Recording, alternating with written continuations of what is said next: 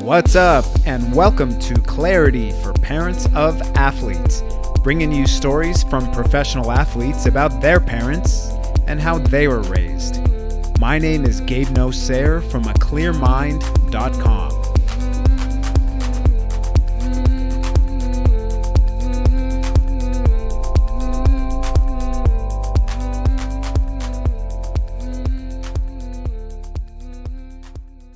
At one point, the name Jay DeMerit was much more prevalent in England than it was in the United States.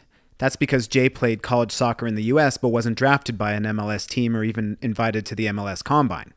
So he decided to take a leap of faith with a friend, went to England to see if he could make it out there. He eventually did, making it all the way to the Premier League with Watford FC.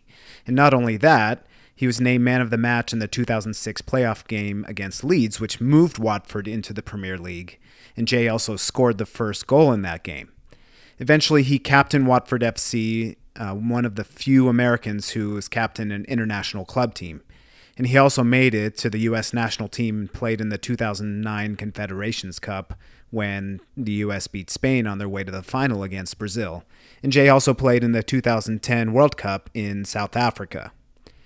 Obviously, Jay's path from an undrafted player to starting in the Premier League takes a lot of determination, a lot of perseverance. So how do you build those things? Or do you build them?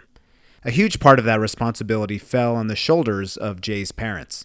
So what did they do? How did they raise Jay as an athlete? And how does Jay plan to raise his own son as an athlete? Make sure and listen to my takeaways from Jay's interview at the end when I delve in a little bit deeper into what my greatest takeaways were from this. And I do this with all the interviews that I do with the athletes. Enjoy. So the first I heard about you was through a mutual friend, Patrick Grange, who some people out there have heard the name Pat Grange, may remember he passed away in 2012 from ALS, and they eventually researched his brain and found a lot of damage, a lot of frontal lobe damage, and really started tying in CTE with ALS. Now, when he was still alive, he told me, hey, there's that guy who I played with at UIC, University of Illinois, Chicago, and this was when you were in the Premier League. And, you know, a little while later, you were on the national team, and he said, hey, there's a guy I played with at UIC. So to me, you were Jay DeMerit, who played with Pat, but I really didn't know your story until several years later.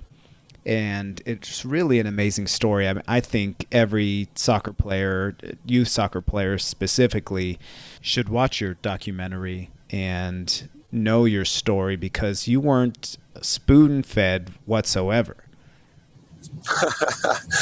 Definitely not spoon-fed. Well, I was spoon-fed by a good family. That allowed my support system to kind of. I think it all starts with that, and I was a kid that just, I grew up in Green Bay, Wisconsin. That's a great sport town, a great blue collar town with very genuine, hardworking people. And, we have a sports team and a stadium that's about as big as the town. But I grew up in an environment where people supported me. I was, the son of two teachers. So, I come from an educator's background. Both my parents are gym teachers. So, I was just kind of always around sports and people asking me questions. And I was just always interested in things and was also a three-sport athlete, and that's also another big conversation, probably a whole other conversation altogether, but just the whole multi-sport level of how we're developing our kids these days too is another topic of conversation.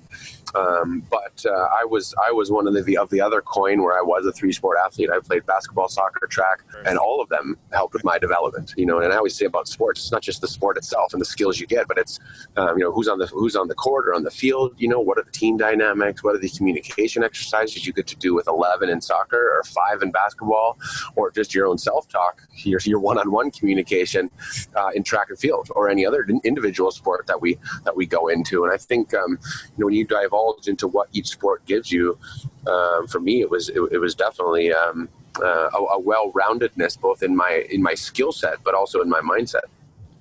You said that you came from a family background of physical education already. How did they influence you when you were a young child into choosing the sports that you did, or did you get to choose the sports that you did? I mean, I got to choose them, and I did everything up until, again, you get to high school, then you kind of have to choose. So, I really did everything, and I was allowed to choose. But it was all the things that I was best at, and I think that's natural too, in kids and their own development and what they think. It's, of course, if you're the goal scorer and the guy that plays every time, then you're probably going to pick that sport. So I was no different. I wasn't very big, though. This is also what a lot of people maybe don't know about the story, and what I love to kind of promote the idea of the little guy, right? And I mean, when I was 16, 17, I was 5'6", 115 pounds. Oh, wow. My first driver's license as a 16-year-old was literally 5'6", 110 pounds. And, I was just a little guy, and good competitor, decent athlete, but I wasn't big. And so football I actually played freshman year football. I didn't play soccer my freshman year in high school. My dad was the football coach at the high school, and all my buddies were playing. So that's what I did. And very quickly realized that soccer was my better sport, because I did play throughout the summers, and I was always playing soccer. So my sophomore year, I was like, okay, well, I think, again, I think I should go play soccer. I'm growing in that sport too, and I haven't grown again from the football side. So I think I'll stick with soccer, and so that's kind of when it started. And I had a really good high school coach. He was the ex UW Green Bay coach. So again, you're talking about a guy that was the first to ever bring UW Green Bay, a Division I NCAA small school, to the NCAA tournament. They've actually just renamed the stadium, the Aldo Santaga Stadium. So he was this very calm, influenced, grandfather-like Italian man. He had moved to Green Bay, Wisconsin from Italy of many years previous, and what got into coaching. And he was just a really, really great influence on my life, and took me in. And as a sophomore, he played me, and I had a good season. And then from there, I really started to fall in love with the sport, and he was a big part of that, and my support too. And you, from what I remember in your story, you didn't start out as a center back when you played soccer. No. So I was a forward my high school career. I played kind of all over the place, but for the most part, I was a goal scorer. I was the guy that played up front and found the net. And I was all state my senior year in high school, and got recruited as a forward. And again, Aldo was a huge point in that, because UW Green Bay was the only scholarship I had on the table. But anyone that knows me is that I like the taste of adventure. Mm-hmm. And that's for sure. I didn't want to stay home. I didn't want to live in Green Bay and be the big fish in the small pond kind of thing. And I wanted to get out and go push myself. And Chicago offered that opportunity. But it was because Aldo, who again, it was probably the same calming influence at the university level back in the day than he was at the high school level. And he called, UIC, which is in the same conference, University of Illinois Chicago, as UW Green Bay. And he called the coach at UIC and said, "Hey, listen, I got this kid up here. He's looking for some other opportunities, and do you want to give him a chance?" And the guy literally trusted Aldo, and he said, "Yeah, if you think that he's good enough, I'll give him a small scholarship." And so I got a small scholarship, really a sight unseen. I didn't really get the coach to come and watch me. Of course, just like most kids, you have a tape, but what's that? You know what I mean? I know it helps, but it gives them an idea. But it was just a trust thing, and again, that's also part of the story. And people trusted people, and both of those coaches just decided that I could maybe be good enough. By no means at that point was I good enough. I was just a raw, good athlete. And, I had an opportunity to play Division III basketball. So again, I was kind of testing the waters on a lot of different fronts, but also as a student athlete, it was important that I wanted to go to school for something that I thought could have some longevity as well. And so UIC had the design program in industrial design that I wanted to go into. And my brother's 3 years older than me, so his roommate in college was an industrial designer. So I was like, oh wow, that's pretty cool. And UIC has this industrial design degree, and they have an opportunity for me to play soccer. Here's my school, and that's how it all started. And then I went down to Chicago and got to get out of Green Bay a little bit and test myself in the bigger waters. So I think it was your time at UIC that your transformation from goal scoring extraordinaire to center back, the transition happened over there, right? Yeah, and it was kind of one of those crazy, by chance things. We had an injury to a defender, a red card to a defender in our first preseason tournament down in Jacksonville, and I was on the bench as a forward, so I wasn't really playing. And I think the coach just looked down his bench and said, "Oh, who can I put in there?" And it was a marking back system, so again, there's 3 backs, center back, and then 2 marking backs. And the marking backs, they just basically pick a forward and follow them around. So it was that's what I did on the basketball court for many, many years, and it kind of just was something I thought I was willing to try. And again, throughout my life, it's being the son of coaches and being coachable is something that was always a huge asset to my life and my story. Was to be acceptable and to say, okay, coach, if you think that I could do that, if you think that you could see me playing in that role, A, I want to play, B, I know I'm a freshman, so I need to listen and learn. And number 2 or number 3, you want to go out there and try things. And that tournament, I was the starting center. I was a starting wing back and never left the field again for the rest of my college career. Awesome. You mentioned being coachable, which is humongous, and I think that a lot of players take that for granted. They close themselves off from really wanting to learn. They're insulted almost sometimes, and I've experienced that as a coach with players, is that they're so closed off to learning for whatever reason. How do you feel like you became so open to being coachable? Again, part of it was just my upbringing. Again, my parents were coaches. My dad's whole side. My mom is in the track coaching, track coaches Hall of Fame in Wisconsin. So I don't know. My dad's dad was a coach. It was just, we come from a long line of kind of coaches and educators. There are teachers and university professors and people like that on both sides of my family. And I think just growing up in those environments, you just learn that questions aren't criticisms. They're just questions. And if you ask somebody that, hey, do you want to try this? Or, hey, what do you think about that? It's not like saying, hey, you don't know that, you're, whatever. It's literally was something that was kind of bred into me. And I think that just having that mindset, it was always a huge part of being coachable. Again, I know, Gabe, you talk a lot about ego and what that can bring, not only to your decision-making process, but to just who we are as individuals. And I think, I've never been a part of that. I've always tried to stay away from ego. And I think that a lot of times, a forward that scores all the goals and now all of a sudden says, hey, go play in the back. I guess that on an ego level would be hurting. But absolutely. That being said, I was, still a freshman and not playing, and I was just like, well, why wouldn't I try this? It'll get me on the field. It'll get me some minutes, and I'm not down. I'm down here to try to be better. The only way I'm going to get better is if I get some minutes on the field, and this is going to allow me the opportunity to do that. So because I was able to park the ego and say, hey, coach, maybe you know something that I don't know. Instead of saying, oh, you don't know anything, I'm a forward. You know what I mean? For me, that's just that kind of attitude has never made sense. Right. I've seen it kind of go both ways with parents who coach their kids, and I've seen it end up really causing a lot of emotional turmoil between the parent and the child, and then I've seen it the other way around where it works out. How do you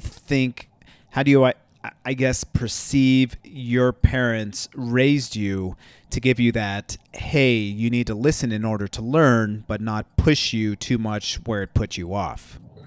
Well, I think part of it is just still letting me be me. My parents never told me to be them or this is how you have to be. It's literally, it was, well, maybe you should think this way, or maybe you should look at your performances a little bit better. And did you think that you were as good last game as you were this game? My dad was always really good at keeping me accountable, but never, sometimes, I would run to my room and, call him an asshole, you know what I mean? You know what I mean? That kind of stuff. But, it was never to the point where, I was something that I didn't feel like I was me, and I think that's the big issue is that, parents are starting, oh, you got to do this and this is the only way. And instead of just saying, hey, how do we get the most out of you? as the kid, and say, hey, what do you think about that? Or do you want to do this? Because, if the kids aren't driving from them, then they're never going to make it anyway. Right. Yeah. So it seems as if they included you in the conversation instead of conversed at you. Yeah, 100%. 100%. And again, it's almost like I know I'm the coach or whatever, but then, we together are a team, and again, asking the right questions in the right way is kind of the key to all of that. And of course we get it wrong sometimes, and of course there's times where we do push each other. No, that's the hard thing about pushing each other. It's not always easy. Criticisms or certain words or whatever are always part of this process. You can be on any good team, and there's always going to be words or wires that get crossed from time to time. But I think just staying consistent in a very even manner of like, okay, this is driving from you. This is your story. This is your journey. Let's get the most out of it. Yeah, and I think that's where a lot of parents end up struggling.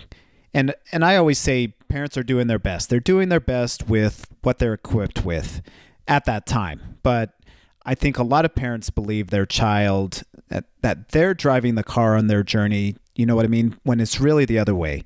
The child is driving, and you're, as a parent, I feel, need to be navigating a bit more. Yeah, no, yeah, I agree. Like, be more of a sat nav than the actual behind the wheel. And, I think that is 100% one of the major issues in this whole conversation is that. And, there's a lot of reasons, in my opinion, of why that happens. It's part of it's financial. There's a lot of parents that are putting a lot of their hard-earned money on the line for this kid to succeed, and or to save them money by getting a scholarship. There's all of these ways and financial pressures in the world we live in now that feed to this pressure. Where does that come from? And it's a lot of it because of that, in my opinion. And then that creates the animosity that says, I'm paying all this money and you're not out there working and doing your drills, or, when the kid wants to go to a party or he wants to go to play basketball, or, and the parents are going, well, I'm paying $5,000 a year for this academy program, so you better get in there, you better listen, you better, do all this stuff. So then all of a sudden things just start to get a little bit skewed as to why are we all in this? And for me, I think that's one of the big reasons. And then I also think that the programs themselves are just they're very one-dimensional. They're not getting a lot out of our kids. It's just how many reps can you do? This is how you kick a ball. But we're not feeding into the character of these kids. And anyone that knows, if you feed the character, then and if anyone lives to their character, then they're going to be generally happier. And if they're generally happier, they're probably going to have more energy. And if they have more energy, then they're probably going to do a better job. And they don't really get that order right. And I think that's part of it. And then you throw in this coach who's getting paid X amount of dollars, and then he or she has a different perspective, and the parents kind of feel like they're not in control because the coach is in control, so they kind of leave it in the coach's hand, but then you're leaving your kid in somebody else's hands. So then it just becomes a bit skewed too. So there's a lot of different reasons, I think, of what kind of creates this uber competitive and ultimately poor perspective of youth development. Yeah, it's an interesting process how it's all kind of changed, and I'm not sure exactly if it's where to go in the future, except for really for parents to slow down and to look at themselves and to ask themselves, how am I best helping my child, and to maybe recognize signs that they're not maybe enjoying their sport as much anymore. It sounds like your parents gave you a really good foundation to being coachable. Now, what was their role when you were transitioning from high school to college like in your life? How did they support you? Well, both my parents were teachers. So until I was done with high school, there was pressure to get good grades and to be a good kid and all that kind of stuff. But once I kind of got the scholarship and like I was out of their school district. My parents, of course, having kids in school in their own district. My dad coached and taught in our district. So, there's pressure on me to behave and to be that kid, and that once that was done, it was like this kind of pressure cooker eased off a bit. And then they really started to support. And again, I was in Chicago, so I was a little bit further away. But my parents have always just been support first and really let me make my own decisions and me live by them. And as long as they were the right decisions in the end, and again, you can go out and party, or you can go out and do this, but just make sure that you get a good grade, or make sure that you play well on Saturday and you go out and score 2 goals. Like, what are they going to say? Yeah, exactly. You know what I mean? And that was me controlling me. And that's also a huge part of this is it really does come down to the kid and the decisions they make. And thankfully my parents put enough pressure on me where I was conscious about my decision making, but it was never like, this is what you need to do. So it was kind of that delicate balance of freedom, yet kind of being still held accountable by your parents, so to speak, even though it was your decision. It was almost like their accountability transferred over to you. Yeah, no, very, very much so. It's very, very similar to that kind of mindset. Yeah. So you were out on your own, decided to take a big, I wouldn't call it risk, but for a lot of people it would be. And after you finished college, you didn't get invited to play MLS, and I'd like for you to pick up the story after that. Yeah, so I was at this crossroads. I had just finished university. I got my degree. It was in that last year I was playing PDL for the Chicago Fire Reserve. So that's the Professional Development League. It's kind of the next step up, where a lot of good college kids play in the off seasons and stuff from their college teams. And I was playing in Chicago, doing a good job. And I thought maybe I'd get some whispers of, go walk-ons or tryouts and stuff. And I got literally like a USL tryout from the Milwaukee Rampage. That was about it.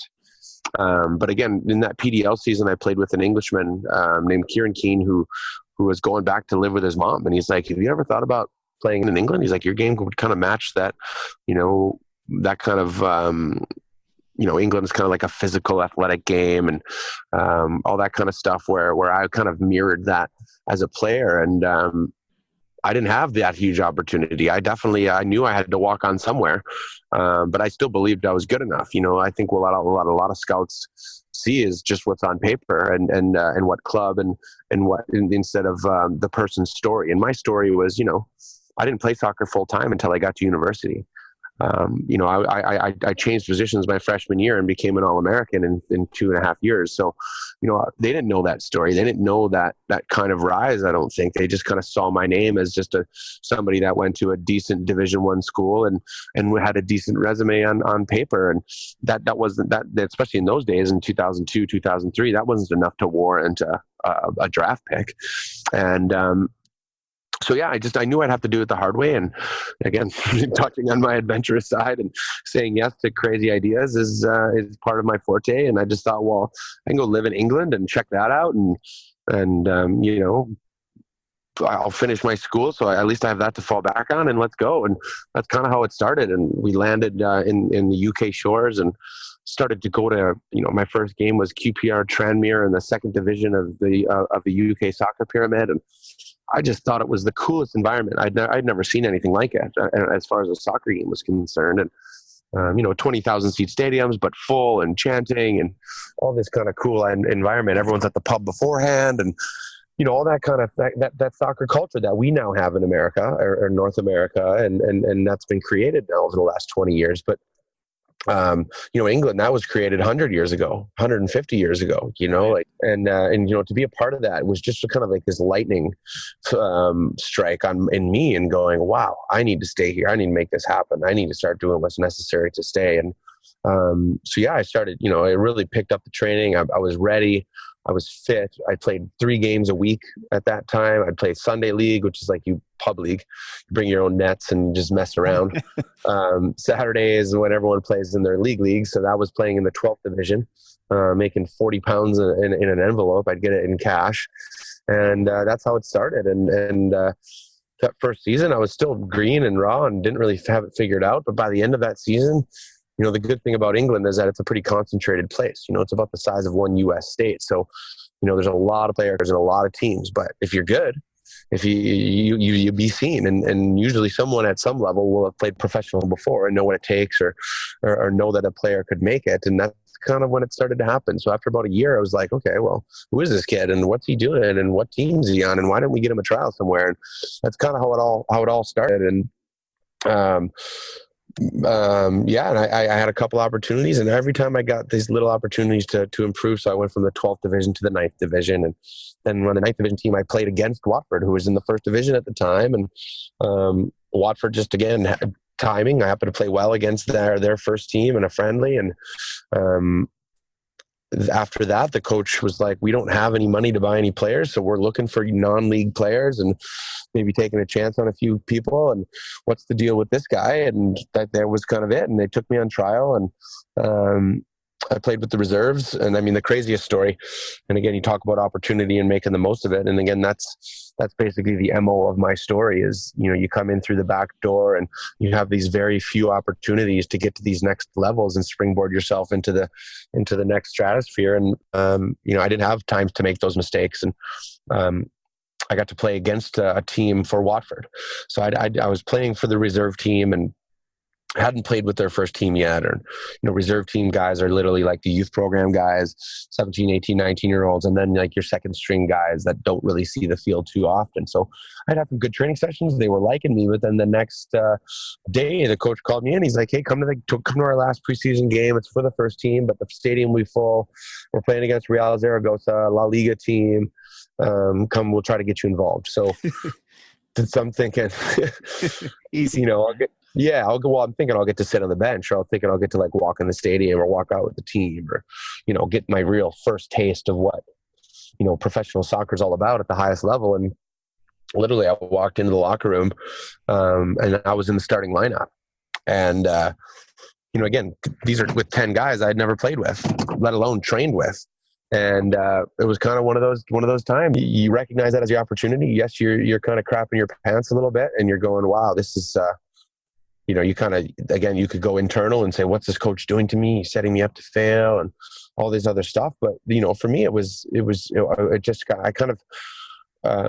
of the things I always try to do is turn nerves into excitement, to say, like, instead of, oh God, this is what's happening. This isn't the right thing. And what is that coach doing? I've never even played with these guys, and kind of create that fear factor, which a lot of times doesn't transfer into good performances. And, I was always kind of like the mindset of whenever I get to those opportunities where I was supposed to be really nervous, and I would always be like, well, why would I be nervous? I get to be the one to go do this. Like there are a million kids that want to be me right now. Why am I nervous? Like I get to go out there and do this. I get to be the guy that goes and plays against a team that's from the La Liga.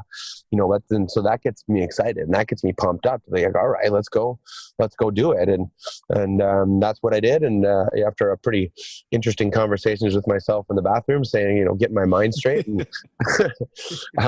which is, one of the most important conversations I ever had, because, I played well and played the whole game. And they called me into the office after the game and said, that was our big test for you. Sometimes at this level, you got to throw guys in the deep end and see if they can swim. And that was how it all began. Man, that's quite a story. And I don't think the pace in which you told the story, it doesn't give the amount of time you actually spent in England justice. I mean, this wasn't an overnight thing, or even within a year. Yeah, and I mean, the whole process from 12th division to first division was about a year and a half. Mm-hmm. And then they were, there were times, and again, you talk about, what people would consider hardships and stuff. I was living in an attic. We rolled up. There was a hole in the ceiling, and we rolled up mattresses and threw them through this hole and put some laminate flooring down. And me and Kieran lived on a mattress with one dresser in between us. And $40 a week, or 40 pounds a week isn't much. So that $20 would buy me like a beer after the game and some Snickers bars, and then the other 20 went to food for the week. So all of us that lived in Kieran's place with his mom and his brothers and his sister, everyone would pitch in a bit of money, and we'd get a big load of shop on the Monday, and we'd eat till about Thursday, and then it was kind of everyone on their own. So, that was kind of the situation I was living in. But for me, it was a roof over my head. It was an opportunity to live in a place that I had never lived in before, and with people I had never lived with before. And I look back at it at that time as a blessing. It was I learned a lot about myself. I learned a lot about people. I learned a lot about culture, and all of those things are a huge part of your own personal development. Yeah. Just looking at this generation now of young children and of players, I don't know if they could have handled that for very long. What kept you going? I would say that, there's a couple reasons. One was a belief system. I've always been quite honest with myself. I know when I don't play well. I know, I'm quite brutally honest with myself. I find, I like to laugh at myself. I like to, put myself into situations that are a little bit crazy. And I knew that was one of them. So I always, I stayed calm, and I always knew that landing on English shores wasn't going to be easy. I kind of was ready for it. My perspective was right. I knew I'd have to go through, things that wouldn't be easy or wouldn't be that fun, or, staying fit by yourself isn't easy. Getting up and going for runs every day and trying to stay fit and staying focused, at knowing if I get one chance, that might be the only chance I get. And, all that was part of a mindset. And I didn't land thinking I was going to, go knock on Chelsea's door and make it in a week. I knew I was in for the long haul. And, but I also, with that perspective, was that I started playing against players that had been former pros and guys that had played in the 3rd division and 2nd division that are now 34 and playing in the 9th division or the 12th division. And, having good conversations with those guys and be like, yo, do you think I could, what do I need to work on? Do you think I could make it?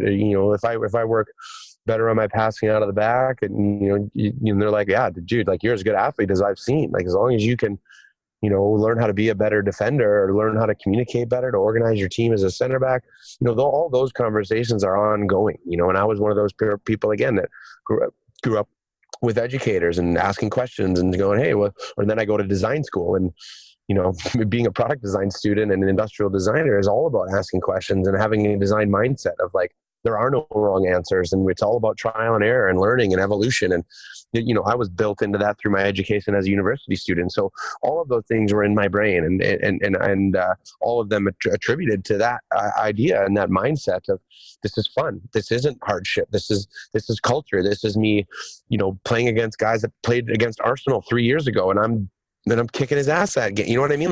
Yeah. that kind of thing is something that always kept feeding my belief to keep going. And then the last thing was just, I don't know, I've always had this thing, one of my things is I don't like to let people down. And, there's a lot of people supporting me and putting trust in me in my decision-making. And, I'd been home a couple times and going, oh yeah, well, what's going on? Are you going to make it, or are you going to come back and work? What are you going to do?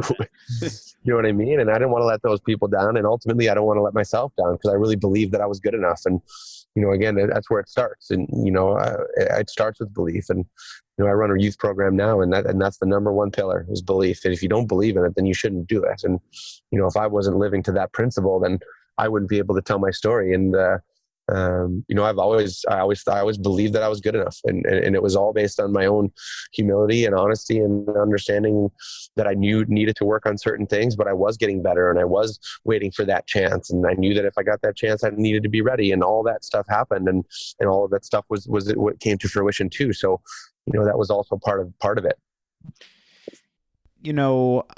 I honestly feel that people are born into this world and they come out basically perfect, right? And I feel like they have all the positivity and all the resiliency inside of them already. And when they're programmed by their family and by their experiences that they have in their life, their social connections, all these experiences kind of create the programming, and some come out with beliefs in themselves and that resiliency within them, but some don't, and they start doubting themselves. Kind of like what you were talking about, that fear factor. You could have gone 2 different ways in that conversation you had with yourself before that game against Real Zaragoza. You could have totally gone down the rabbit hole, but I believe that your upbringing kept a huge sense of resiliency that's within you. And as a professional player or professional anything in life, if you have a high sense of resiliency, you'll be successful. Just from knowing you for the last couple of years and your story, you had that. So how do you feel you are programmed, either consciously or unconsciously, by your parents, your upbringing, your brother, your experiences? What are some of the major points that you believe that kept that sense of resiliency within you? I think, I mean, there's a lot, but I would say the ones that come to mind right off the bat is, you just said alone, is experience. And the only way you get experience in anything is by doing stuff. And that's trying something, whether it's a different move or a different tactic or a different actual skill, or learning different things, or trying a different mindset, or I guess that was always in my brain, was always like, well, what if I try this time, or what should I try here, or what if I was to do that play over, what would have I done, or maybe I want to try to tackle a guy this way, or but I think most people, they just get in their lanes and they know what they're good at, and that's it. And that's all they do. But then in the end, they don't become that well-rounded, resilient character that's going to be called upon in certain times of struggle, or certain times of, you're on that line, the success line now, and you're riding it. Are you going to be successful, or are you going to fail? And I think at that line, when you're on that line, is when that comes to fruition, when that thing is called upon, and you're either ready for it based on your resilience, or you're not. And again, I think you build resilience by trying and failing and learning, and all the kind of things that happen when you do stuff. And I've always been a doer. I've always just get up and do stuff, whatever it is in my day. And if it has to do with the sport, and if it has to do with my training, it just depends. But either way, I'm up and I'm doing something. And that always leads to experience. And once you experience things, then you can start to build the true character of who you are. And when you can drive from the true character of who you are, more times than not, you're going to be successful. Another thing I've learned about you over the last couple of years is that you're an extremely open person. Some people, you ask, hey, do you want to try this or do this? And getting to know that person, they won't do it.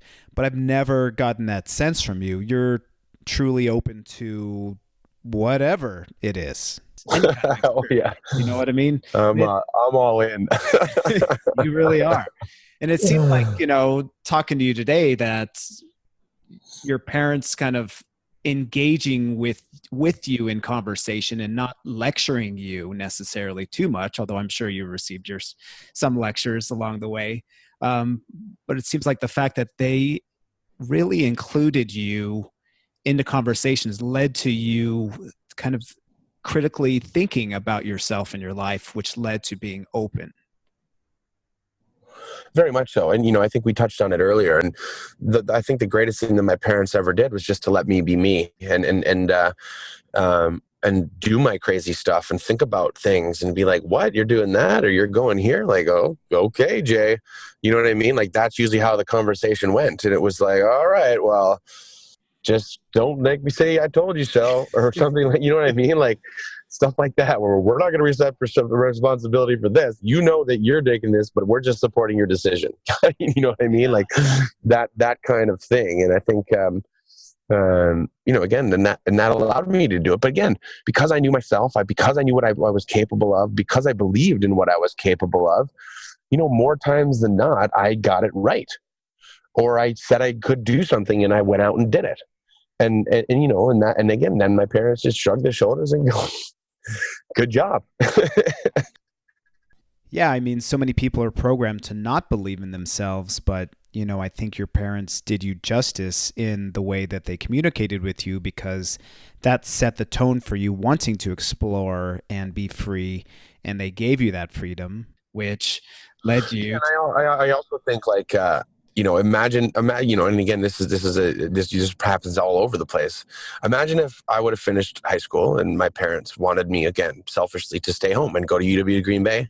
And why don't you just take the full ride, and put pressure on me because it's a free scholarship, where they had to pay for me to go to college in Chicago, especially in the first couple of years, because I was out of state. And there was none of those pressures I mean, but I know in a traditional, I mean, people that I know, kids I coach, or kids that I know are going to college are like, what? You can go to your home university and it's free. This is where you're going. I don't care. You Yeah. know, and then that kid's going, well, it's not a bad choice. I mean, it's still awesome. So I guess I will do that. But I know if I would have done that and I would have been at UW Green Bay, I think the story would be very different.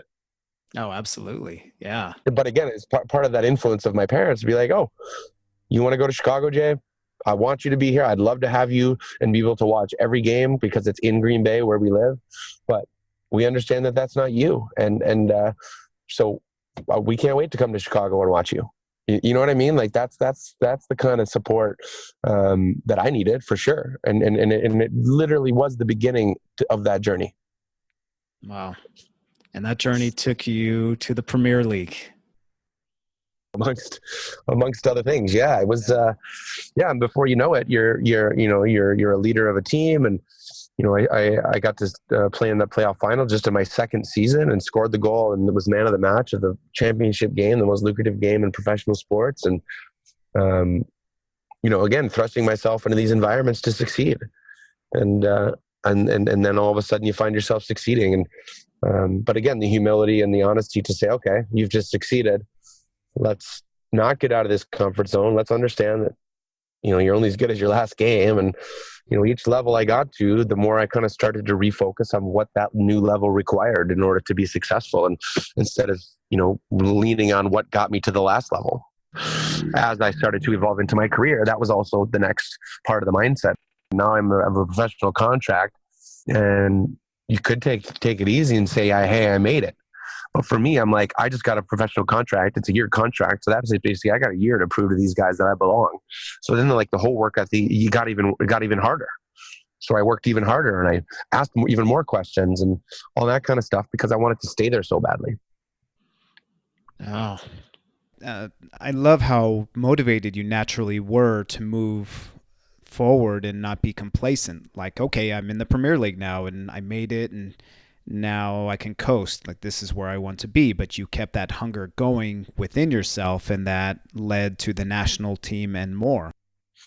Yeah, and I guess each step of the way you kind of, you know, recalibrate yourself. I guess that was kind of my plan. It was always like, okay, well, now you're here. You know that you can still go down because there's a lot of players up there trying to take your job. So there is pressure from the bottom. But then it's like, okay, now I'm playing in the Premier League. I'm from the States and no one in the States has ever heard of me. Right. You know, and then all of a sudden I'm like, okay. And I remember this clear as day. It's 2006. We just got promoted to the Premier League. I had just scored the goal, man of the match. And remember the 2006 World Cup. And I'm now playing in the Premier League with the best players in the world. So I know that I'm playing against half of these guys that I'm watching on TV at a bar in Chicago with all my buddies. and I'm just like, I'm going to be playing against Ryan Giggs and Wayne Rooney and all these players. And then all of a sudden I'm like, wow, like, can I get to that level? And the fact that I'm now considered a Premier League player with these guys on the same playing field, like, yeah, I guess so. But now, like, okay, I got 4 years to make the next World Cup. I want to be in a bar next year or I don't want to be in a bar. I want people to be in a bar watching me.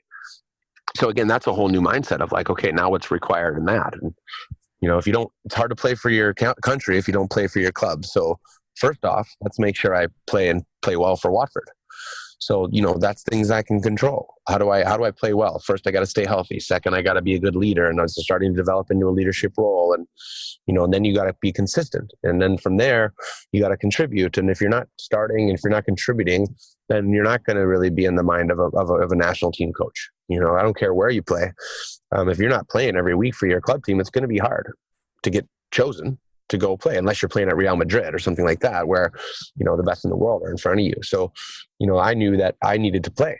So that's what I can control. So then I started playing well and, you know, controlling what I could control from the Watford side. And then that started to breed call-ups. And, you know, now I'm the new guy. So what's the perspective there? I'm the new guy. So I'm going to come in and think that I should start? No, of course not. I'm going to come in and listen and learn and talk to guys like Gooch and Carlos Bocanegra that play in front of me and go, hey, like, and watch them play and watch them organize and see what it's like and watch the way they carry themselves in the locker room. And, you know, that was it. And then, but again, I'm very much still putting my own stamp on it and my own character into that locker room. And, if you ever talk to Bob Bradley about me, he'll say one of the greatest things I brought to that team was character. And, and I made sure that that's who I was. And teams get picked for a lot of different reasons. And, Bob knew that I'd come in and be positive. He knew that I'd work hard. He knew that I'd push the guys in front of me. And that's what I did. And eventually you push, and eventually you get better, and eventually you get your opportunity. And again, that whole kind of like underlying idea, like each time I would get an opportunity at whatever level I was at, I was ready for it. And I had done the preparation. I had done the mental exercises to perform when that mattered. And that's what happened. My real coming out party was the 2009. Again, I got my first cap in 2007. So I'd been sitting the bench for 2 years and on the national team and gaining experience in certain ways, but I didn't have a lot of appearances. And I think it was my second start ever was against Argentina in the Copa America. So Messi. All of a sudden I'm like, against Messi, and that's kind of like, again, like I could freak out and go, whoa, I'm not ready for this.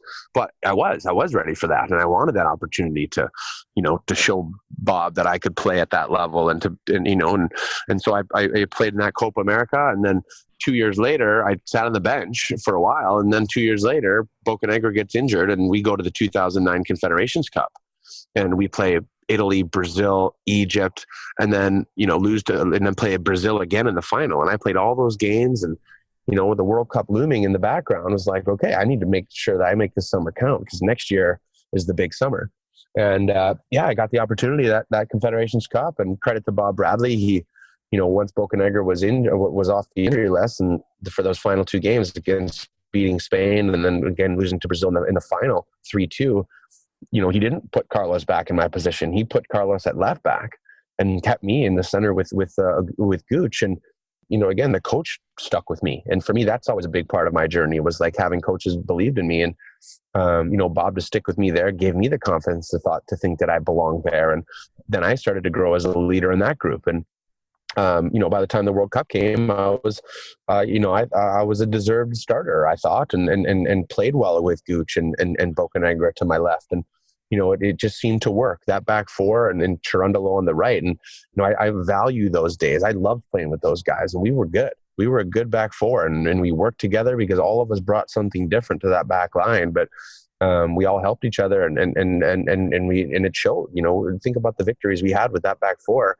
There are some big teams in there that we troubled, and that was our job. So, it's just nice to be a part of those things and have the confidence to do so. And from what I remember and read, Bob Bradley even brought you into a camp one time, even though you were injured and you weren't going to play, but he wanted you there for your leadership role. Yeah, well, that was when I was having this is a whole nother podcast altogether with my eye. 8 months before the World Cup, I had a full corneal transplant. So that they play a full eye replacement of the frontal window of my eye from a freak eye infection that basically. So I was, 8 months out of the World Cup, 6 months in, I'm still not playing. I've got to get a full stitch in my eye. And Bob's like, well, I would love to if you get fit. I know this is a freak thing. Like, I'm not going to drop you. You were my starting center back. So he's like, just stay with the team. And I flew to Washington, D.C., where we played, I think it was Costa Rica, and Johnny Bornstein scored, and we got through and won our group, and there we were. And I got to join in on those celebrations because, of course, I was a part of that World Cup qualifying process. And again, another great thing for me to be a part of, not only for my own confidence as a player and as a character, but to know that a coach believes in you is a huge boost in how a player takes the field and who he wants to play for. And Bob always gave me that respect, and I in turn gave that back to him. Well, as a coach, you believe in players based on how they perform and their personality. So I'm sure you gave him a good reason to believe in you.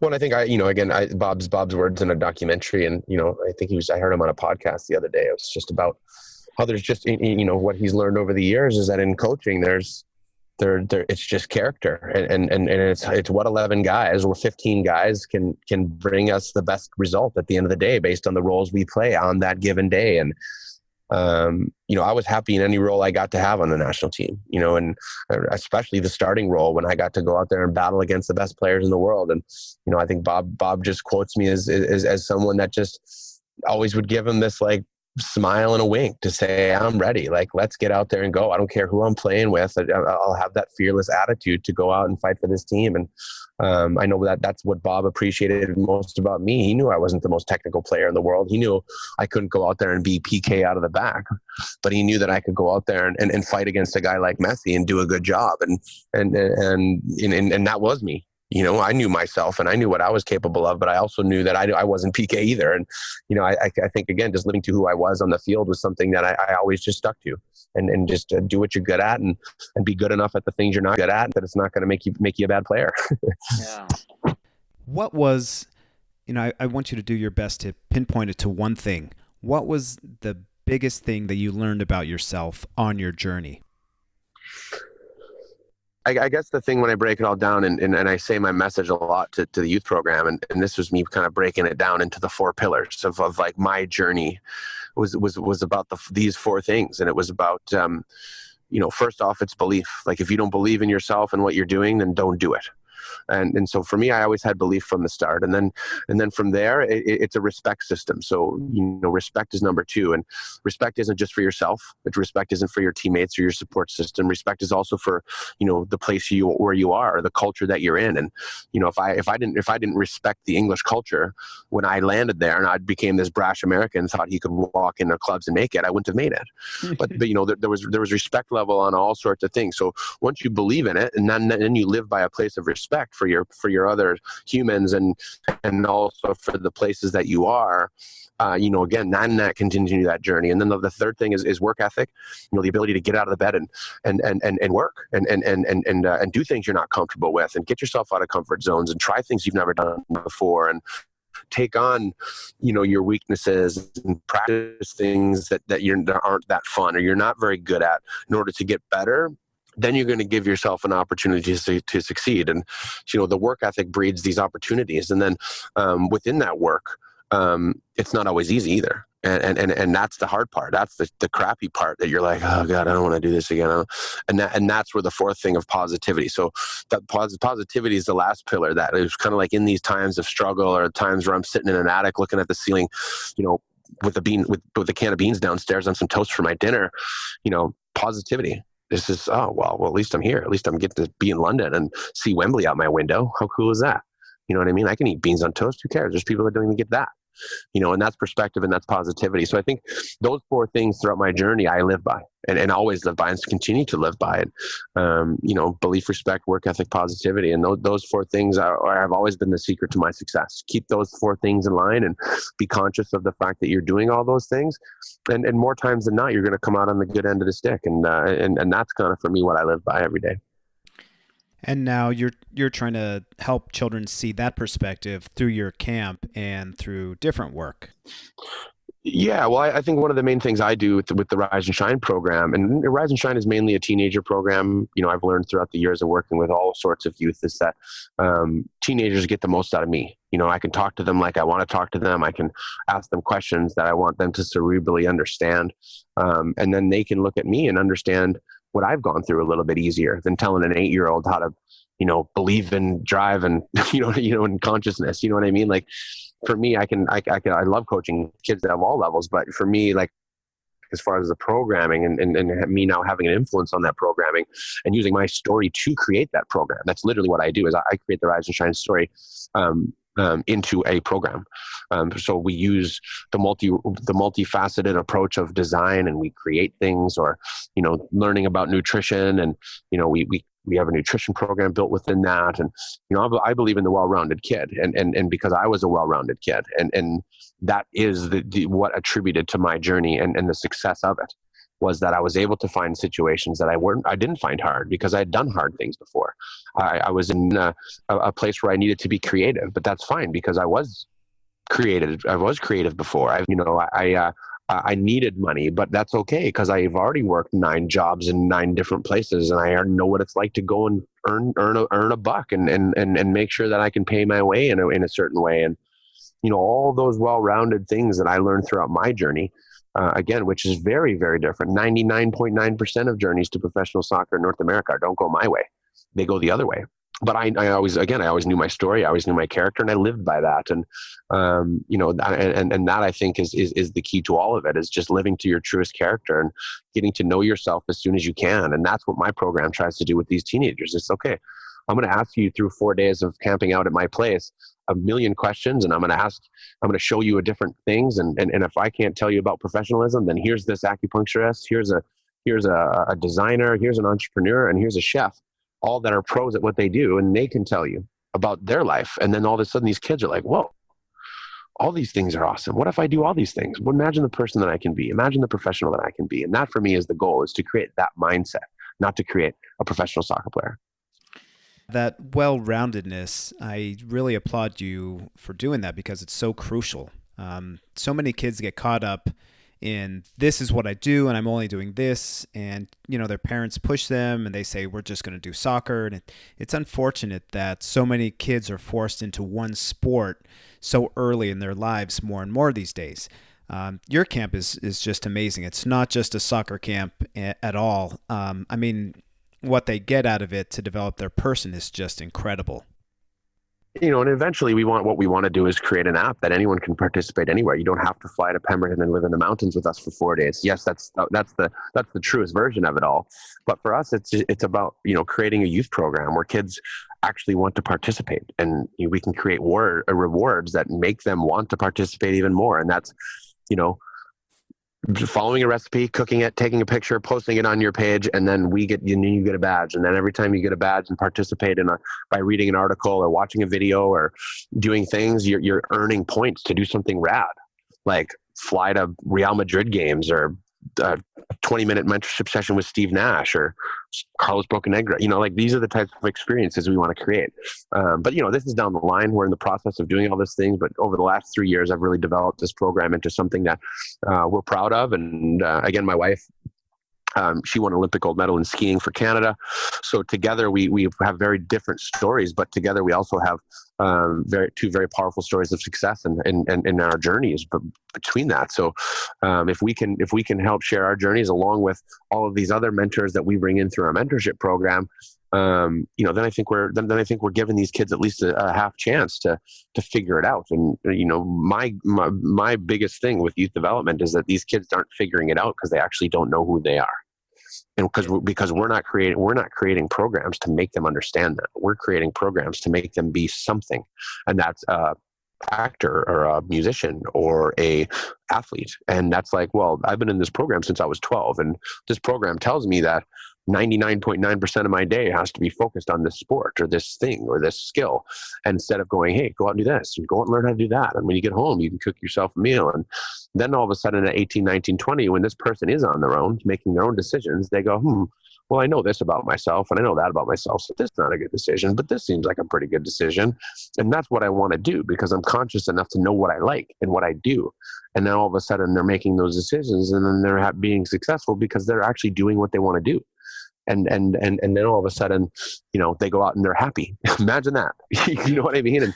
And no one really, especially in youth sports, tells people about the numbers. Everyone knows, oh, well, 1% of you will make it. But they actually don't drum that in to the parents or the kids' brains to say, hey, we're sitting here, and if there's 1,000 people on this field right now, one of you is going to make it. One.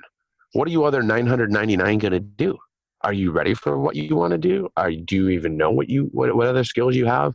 And I think if we put it more into like the realistic ideas of what these kids face, but then create a better program where they're not scared of it, then all of a sudden they're off there achieving on something that they've created.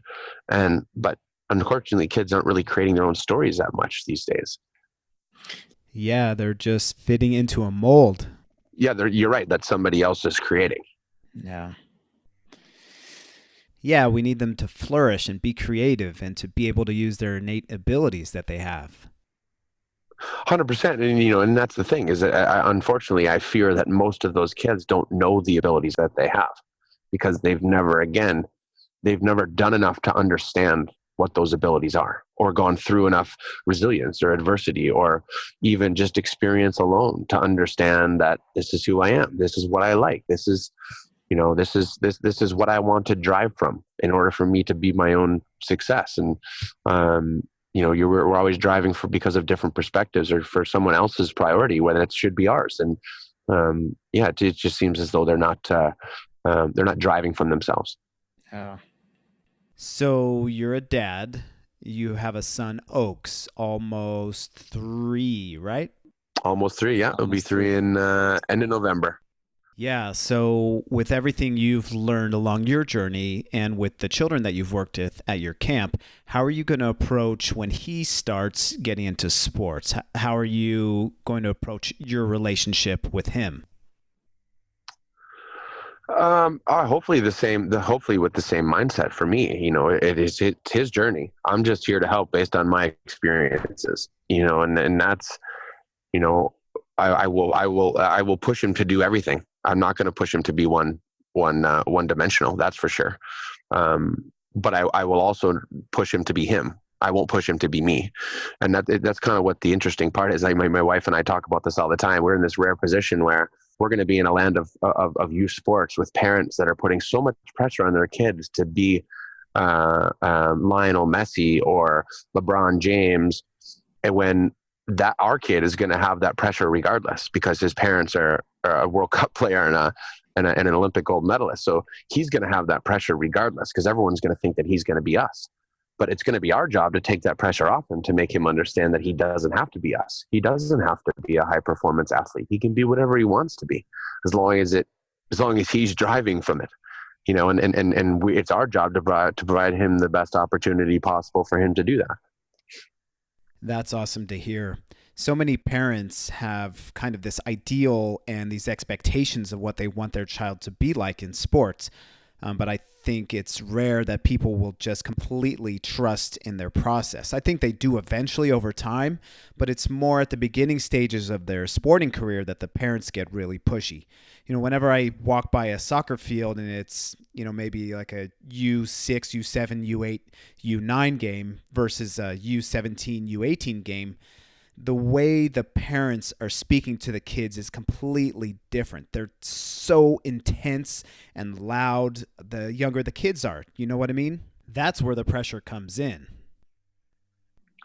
I think so. Well, I think so too. I just wish there was better systems in place. So, I wish we had more of a parenting mentorship program, but we don't really have that either. And, I think there's just a combination of those two things, of kids not really being able to drive from themselves, and then parents just thinking that they have to be a certain way instead of just supporting is a whole nother conversation. But, I think that's a combination of all those things that are really starting to, break the system. Yeah, totally. Because I think the system's broken. Yeah, absolutely. And you're right. There really is a lack of parent mentorship and parent education, at least on the soccer side. I'm not too deep into other sports, but I assume it's the same, where parents kind of have to just guess and act out of instinct in what they're doing with their children. And that's the idea behind this podcast, is to get experience from people like you and other athletes about how their parents guided them along their journey. So I really appreciate you coming on here and telling us about your story. It's absolutely amazing. If you haven't seen Jay's Rise and Shine documentary, I highly, highly recommend you watch it. How can people watch it at this point? Well, actually, we just got a digital version, so I think we're going to post it either on Vimeo or one of those sites. Where I think we're either going to do something along the lines of where we're hoping that it's going to be free. If not, it's going to be really, really cheap. And because we want to start to get this out to the masses. We used to have a distribution deal with a distributor through the DVD thing, but now we're not into DVDs anymore. So for me, the whole reason we did this documentary, and for me, it was my empowerment moment to share my story as much as I possibly can and take power in that. Is about making sure people watch it and understand the story and what some of these believe in it stories, what it takes to get there. And again, if my journey can save people some work or help with people's mindsets to make these types of believe in it stories happen, then for me, that's the whole point. That's what I always try to tell the kids is like, we're not watching this for my own glorification. We're watching it for theirs, because we want to make sure that they see a story like this and then believe that it can happen to them too. And if watching a movie can help them understand that, then that's what we should do. Absolutely. Well, thanks again, Jay. Your words are absolutely incredible, and I know at least one parent, if not many, many more, will get something out of this interview with you. Well, thanks a lot, Gabe. No, I appreciate your time, and we'll do some work together soon. So what were your biggest takeaways? What I came out with of this interview, and also other conversations I've had with Jay, is the way that his parents spoke to him on his athletic performances, namely the ones where he didn't do his best. Instead of lecture and berate him that he didn't perform up to par, they instead had a conversation with him and asked him questions to make him think why he didn't perform his best. They really made him look deeply into himself to make him think what was the difference between the subpar performance versus the above par performances that he had in the past. Imagine instead of doing that, they made it a one-sided conversation without trying to inspire any type of self-inquiry. Think about your conversations you had with your parents when you felt attacked. When we feel attacked, our ego is triggered. Thoughts come racing through our minds. And when our ego feels attacked, it either attacks back or defends. It defends by blaming others or by shutting down to avoid the pain. And we look at others as the reason why we feel badly. That's the outside-in illusion, that anything outside of us directly relates to our feelings. The reality is that our thoughts are what create our feelings. And do you think players can perform at their highest level when they believe their happiness depends on outside sources? And I'm sure you can guess my answer. Jay's parents did him the great service of asking him to look inward and to ask himself questions. This led Jay to believe in the inside-out reality, which is that his happiness comes from within him and not outside of him. This, in turn, led him to live a life where he was driven and determined to achieve his full potential and to fall in love with his process during his journey. Most importantly, it kept him with the trait that we all have in us when we are born, which is to be resilient. And that's the supreme reason he made it as far as he did in soccer. At least that's my opinion. We're all born with resiliency, but when we start to believe the outside-in illusion of the world and live a life where we're always searching for some sort of sense of self that's outside of us, we lose that resiliency. Our thoughts of inadequacy, fear, anxiety become overwhelming and lead us. And I'm sure that you can imagine it's difficult to perform at a high level or go through half the things that Jay did in the build-up to him playing in the Premier League and then getting on the national team. Another giant takeaway I got from this conversation I had with Jay was when he said his parents let me be me. Now that is so powerful to hear. When we allow children to be themselves, they will flourish. Now, of course, that doesn't mean let them run around doing whatever they want to do. That's clearly not beneficial to the child. They need boundaries. But when there's always a balance that we can achieve, teaching them what those boundaries are and still letting them be themselves and encouraging them to be themselves and not like anybody else.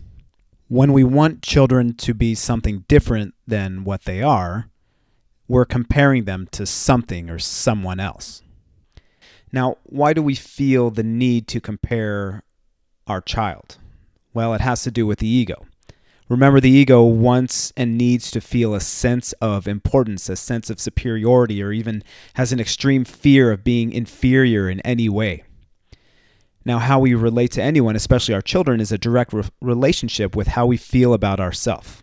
Yes, we've all done it. At some point, we've compared ourselves to others or even compared ourselves to the image of ourselves we want to have of ourselves, if that makes sense. We compare ourselves physically, athletically, professionally, in terms of intelligence, finance. There's so much more.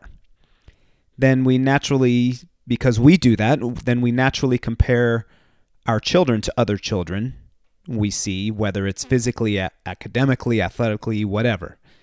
And since we're talking sports, we compare our children to others on the team or competitive circuit. We compare playing time. We want them playing positions that we think they're best in. We compare our team against their team. And that can lead to a tremendous amount of thoughts spinning out of control and a lot of frustration and suffering for ourselves and then in turn for our children as well. So what can we do about it? So here's a little exercise for you. The first step is to become conscious of the fact that you're comparing yourself or your child to someone else, including the image of perfection that you have for yourself or that you have for your child. Now, it's easy to say just be conscious or aware, right? But you'll have to remind yourself of this a few times before you start comparing, just to get it in your head that I'm going to become conscious about the fact that I'm doing this. So another clue to help you out to becoming conscious of the fact that you're thinking and comparing is to tune into your feelings.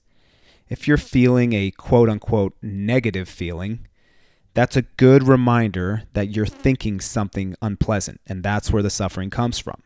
So now that you're conscious, see what happens when you simply say to yourself, if it was impossible for me to compare, how do I see myself or my child?